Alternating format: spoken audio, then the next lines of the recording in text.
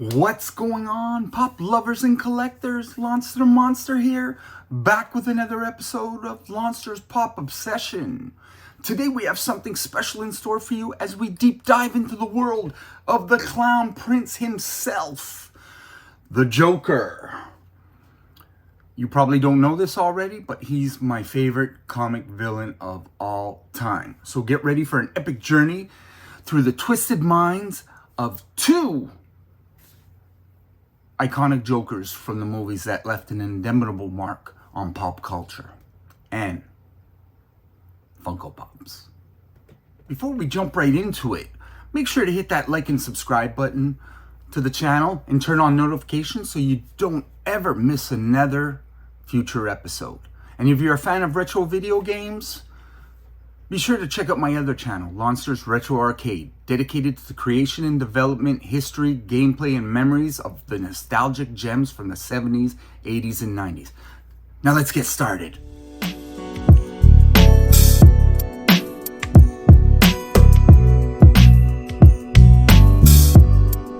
We begin our analysis with the Joker from the 1989 Batman film, portrayed brilliantly by the legendary Jack Nicholson. Nicholson's preparation for the role was meticulous, channeling the essence of the classic comic book character while adding his own unique flair. His performance was a perfect blend of campy humor and sinister charm. Origin-wise, this Joker was once a small-time criminal named Jack Napier who fell into a vat of chemicals during a confrontation with Batman. This accident transformed him into the maniacal Joker, driven by the twisted sense of humor and desire for chaos. Regarding upbringing, the 1989 Joker backstory was less explored, focusing more on the present persona rather than the past. However, it was clear that he had a dark and troubled history, as indicated by his criminal background and his disregard for human life. In the film, the Joker's motive was to spread fear and chaos throughout Gotham City. His objective was not just for personal gain, but to dismantle the societal order that Batman represented. His mental illness was depicted as a result of his disfigurement and the trauma he experienced, pushing him further into madness. The Joker's ties to Batman in the film were intertwined with a deep personal vendetta. He saw Batman as the ultimate rival, someone who represented order and justice in a world he aimed to tear apart. Their clashes were intense, fueled by opposing ideologies and a mutual understanding of each other's weaknesses. Humor played a significant role in the 1989 Joker character. He used it as a weapon, often finding amusement in causing havoc and delivering his lines with wicked sense of humor. His jokes were macabre, designed to shock and provoke both his victims and the audience. In terms of insanity, the 1989 Joker displayed a clear level of madness. However, it was portrayed in a more flamboyant and theatrical manner.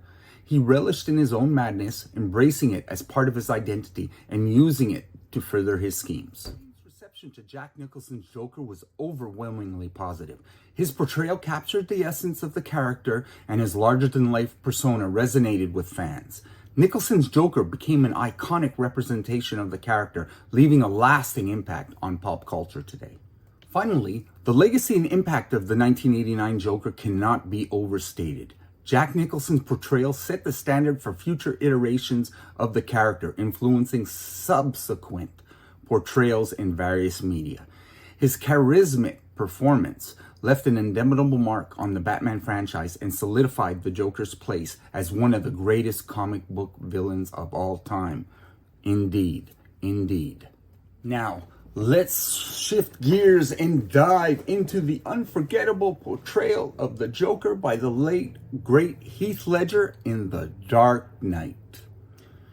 Ledger's preparation for this role was intense and transformative, immersing himself into the darkness of the character. His commitment to capturing the essence of the Joker was extraordinary. Origin-wise, this Joker's past was intentionally shrouded in mystery. He provided various conflicting stories about his scars and origins, emphasizing his chaotic nature. Ledger's Joker was more an embodiment of chaos itself, a force of nature rather than a man with a definite backstory. Unlike the 1989 Joker, the upbringing of Heath Ledger's Joker was left largely unexplored. His past was intentionally shrouded in mystery, adding to the enigmatic nature of his character. It suggested that he may have had a traumatic past leading to his descent into madness. In the film, the Joker's motive was not driven by personal gain, but his twisted desire to dismantle the perceived hypocrisy and order of Gotham City. His objective was to prove that anyone could be corrupted, even the city's shining symbol of hope, Harvey Dent. The mental illness factor was strongly present in Ledger's portrayal. His Joker appeared to suffer from severe psychological disorders, as indicated by his erratic behavior, lack of empathy, and his willingness to embrace chaos for its own sake. The character was depicted as an agent of anarchy, reveling in the destruction he caused. The ties between this Joker and Batman were deeply entangled. The Dark Knight portrayed their relationship as a symbiotic connection, with the Joker considering Batman as his equal and true counterpart. Their confrontation were not only physical attacks, but also ideological clashes, representing the struggle between chaos and order. Humor in Ledger's interpretation was much darker and more sinister. The Joker used humor as a tool to unsettle his opponents, often delivering his lines with a chilling and sadistic glee. His jokes were deeply unsettling, reflecting his twisted worldview and pushing those around him to their limits. In terms of insanity, the Dark Knight Joker was portrayed as a chaotic force that defied conventional understanding. Ledger's performance was haunting, depicting a Joker who embraced madness in a much more subdued and nuanced manner. He became the embodiment of the phrase, "Some men just want to see the world burn." Violence in The Dark Knight was portrayed in a more psychological and methodical manner. The Joker used his intelligence to orchestrate elaborate plans and manipulate others to do his bidding. While he did not kill any main characters directly, his actions indirectly led to the death of Rachel Dawes, further fueling Batman's internal struggle. The audience reception to Heath Ledger's Joker was nothing short of phenomenal.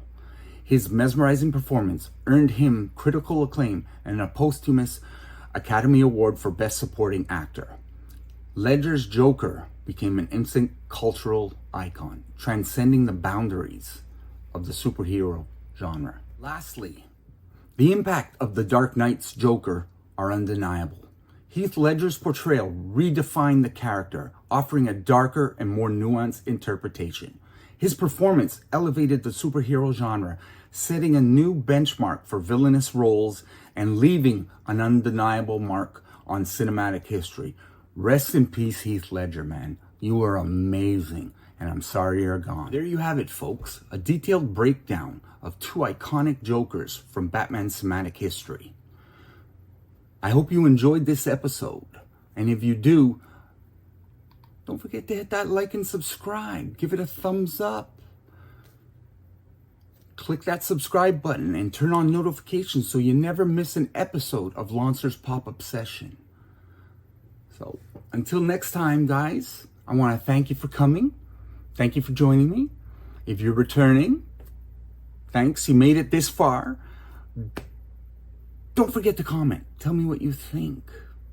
And don't forget to keep hunting, keep collecting, keep having fun. Have a great day, guys.